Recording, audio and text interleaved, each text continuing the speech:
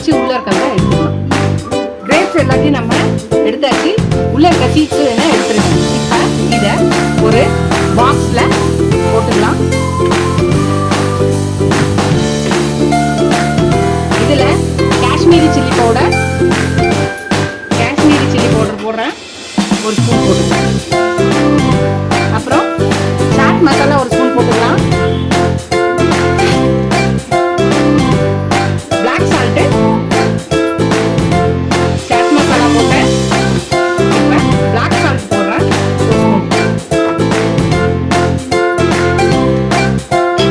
Half லெமனை புழிஞ்சுக்கலாம்.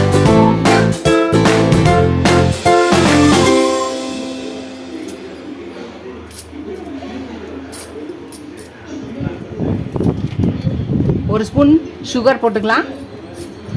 அவ்வளோதான். இப்போ நம்ம பாக்ஸ் மூடி போட்டு நல்லா குலுக்கிக்கலாம்.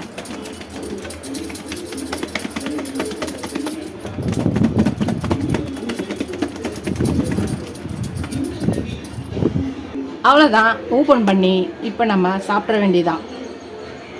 சாப்பிடலாமா?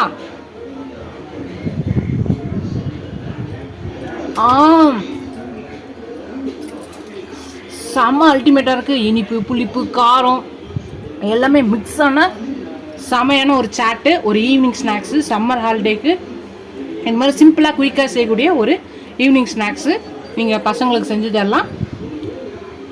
கண்டிப்பாக இதை நீங்கள் ட்ரை பண்ணுங்கள். இந்த வீடியோ பார்த்தோன்னே டக்குன்னு குயிக்குன்னு செய்யக்கூடிய ரெசிபி ட்ரை பண்ணி பார்த்து எப்படி இருக்குன்னு சொல்லுங்கள். ஃபஸ்ட் டைம் சேனலுக்கு சப்ஸ்கிரைப் பண்ணிட்டு பாருங்கள். இதுவரை சப்ஸ்கிரைப் பண்ண எல்லா ஃப்ரெண்ட்ஸ்க்கு தேங்க்ஸ். இது அடுத்த ரெசிபி பார்க்கலாம். எனக்கு என் சேனலுக்கு சப்போர்ட் பண்ணிங்கன்னு நினைக்கிறேன். இதுவரை சப்ஸ்கிரைப் பண்ண எல்லா ஃப்ரெண்ட்ஸ்க்கு தேங்க்ஸ்.